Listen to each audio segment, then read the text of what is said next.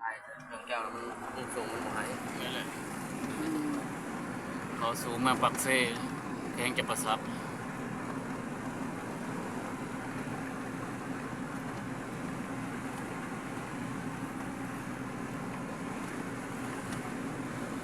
ปักเซ่แข้งจะประสับ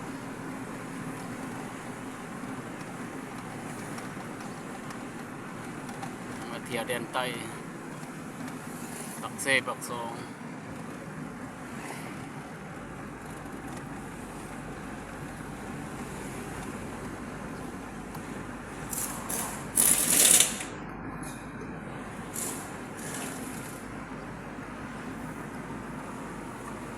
40 เมืองนำเที่ยวสายใต้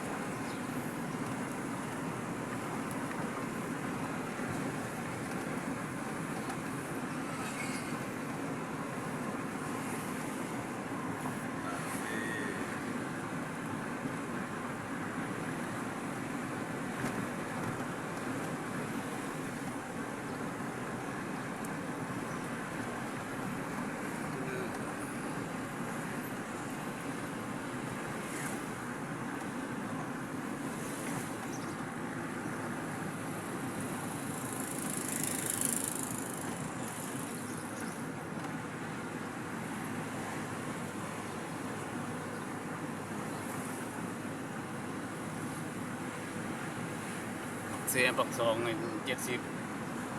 ลำ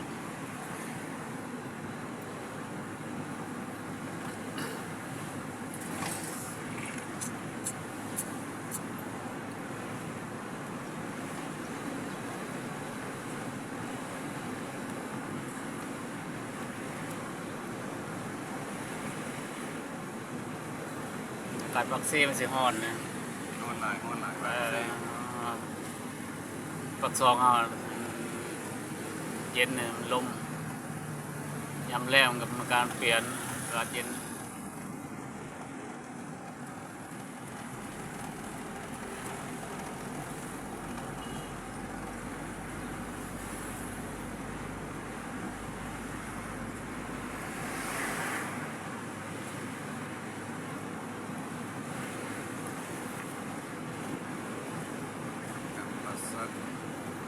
เซจะประสบ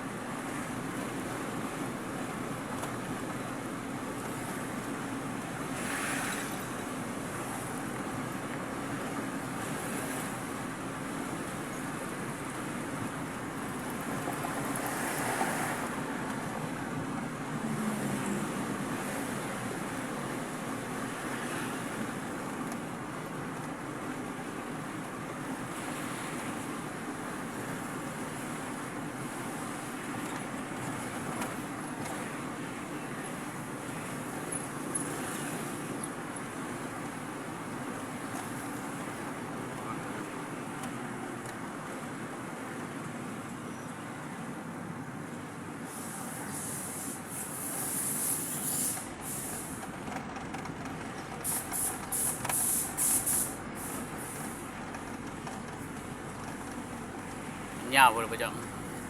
น้อยยาวบ่ยาวบ่15 นาทีก็ได้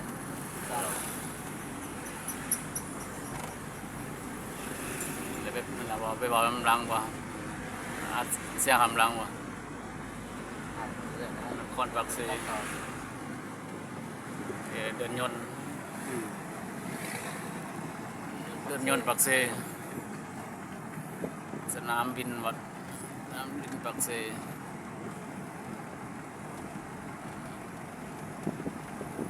สนามบินปักเซ่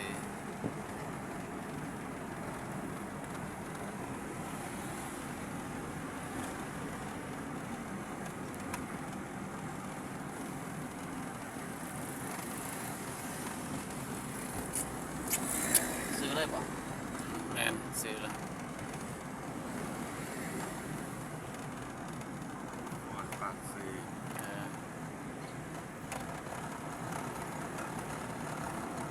บอนปากเซ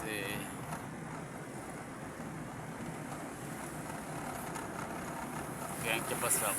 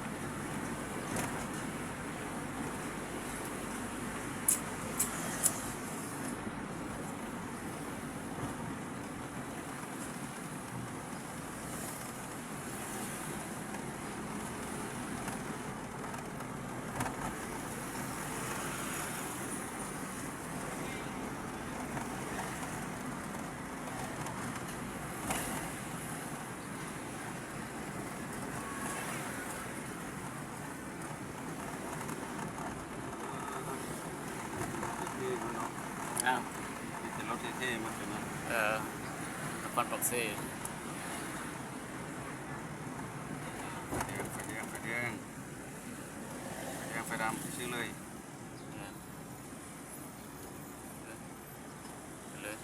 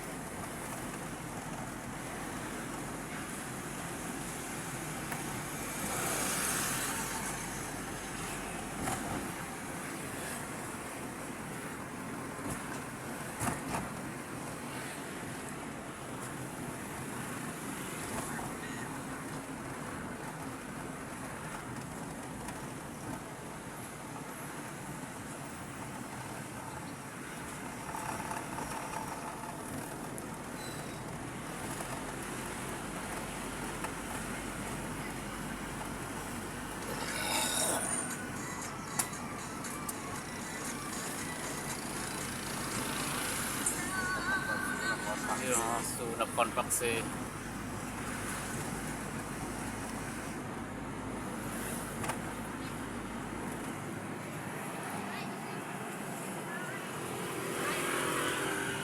น้ำโขงตอนใต้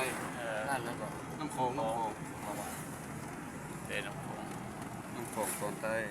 เมืองไทยเมืองนครปากเซ ปากซี แห่งจะประสับ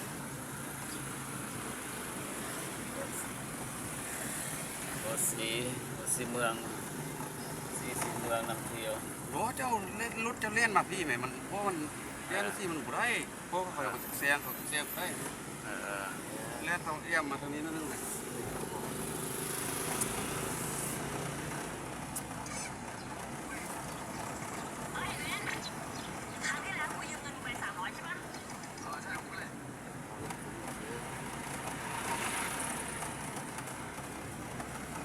ปากเซเดินใต้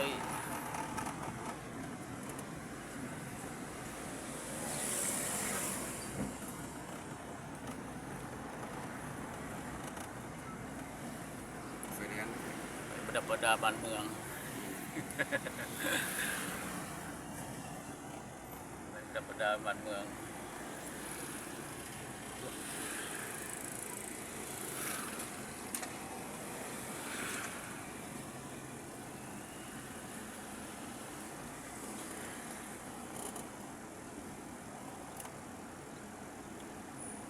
จำเรือออกไปแล้วทำในรถเลย ข้ารถข้างหน้าตอนนั้น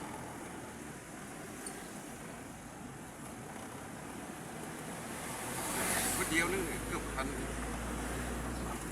ไปเรียงไว้ ไป เศร้าอีก เออ นั่น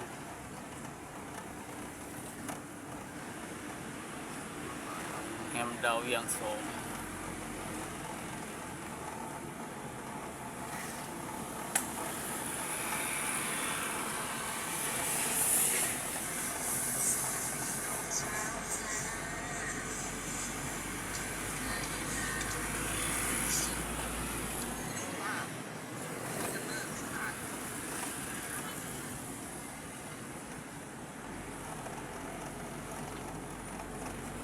ก็เสียงมันโควิดได้นี่นะ โอ้ย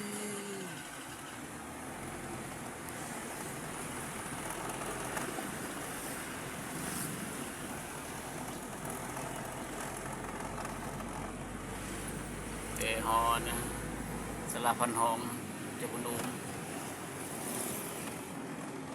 เด็ดเจ้าพนุมสลาพันหอม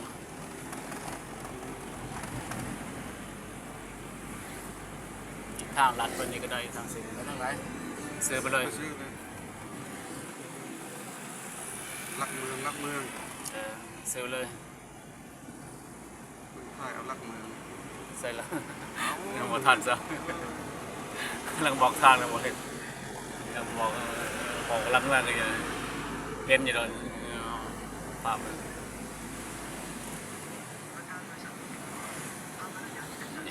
มือกล่องมือกล่องมือใหม่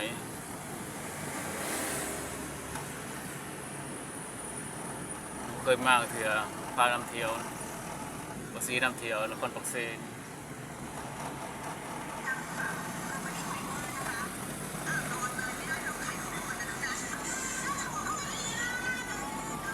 ใบแดงได้นี่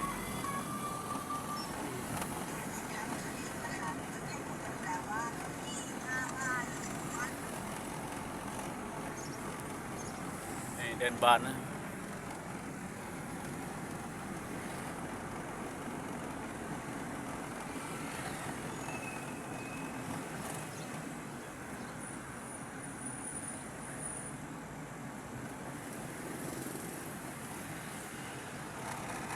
ตอนนี้ดูจีน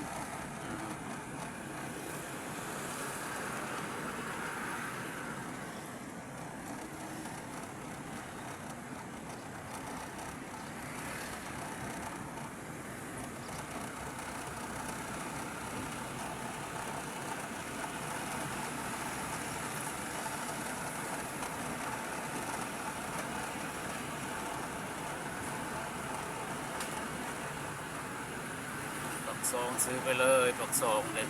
เมืองปักซองตรงไปเลยจากเส้นปักซอง70 กิโล70 ลับ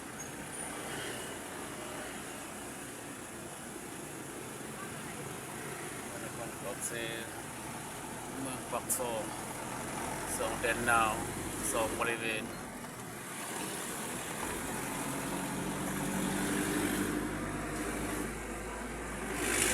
ตลาดดาวเรืองต่อมือ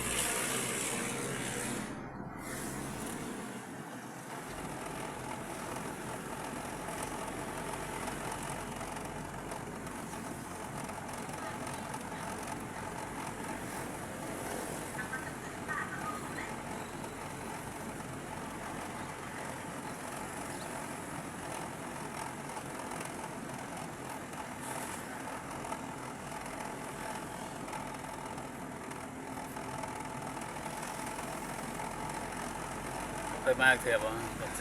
เราเคยมา มาเถื่อทะเบียนของชีวิตอันนี้เป็นเมืองนครปักเซภาคใต้ของเราว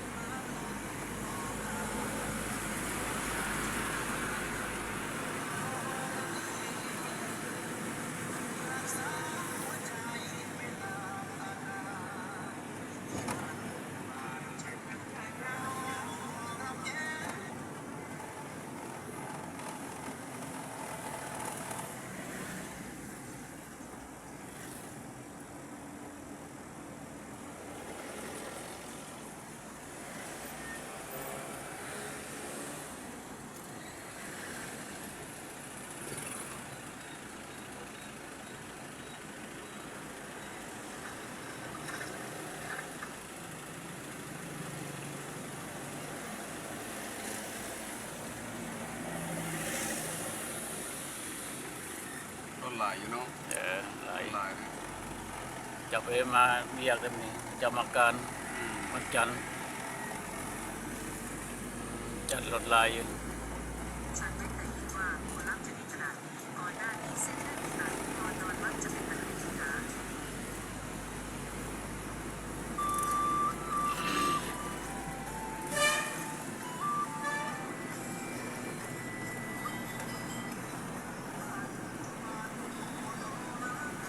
แล้วก็หมักเพลงมันแคนอีกนะศิลปินโดนใจนะหมักกันมันแคน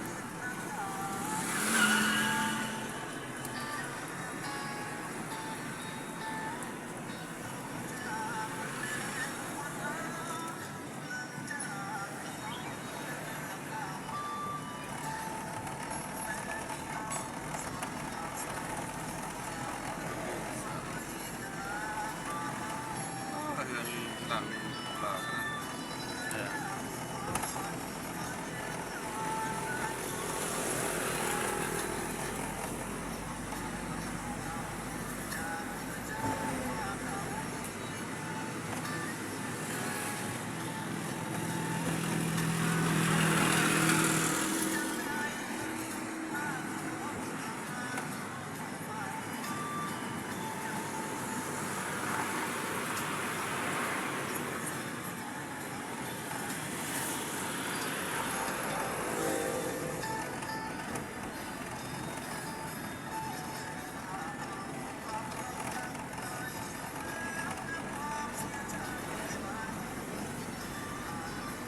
จะเล่นบักเซ่อยู่นี่ก็ว่ามาบักเซ่อยู่นี่ก็ว่า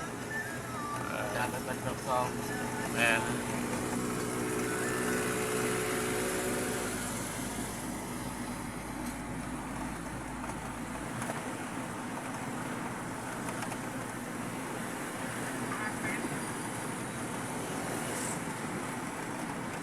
เขามาอะไรตั้งทายไหม อ่ะ พอหรอกนะตั้งทายไหม ไม่ปะ เ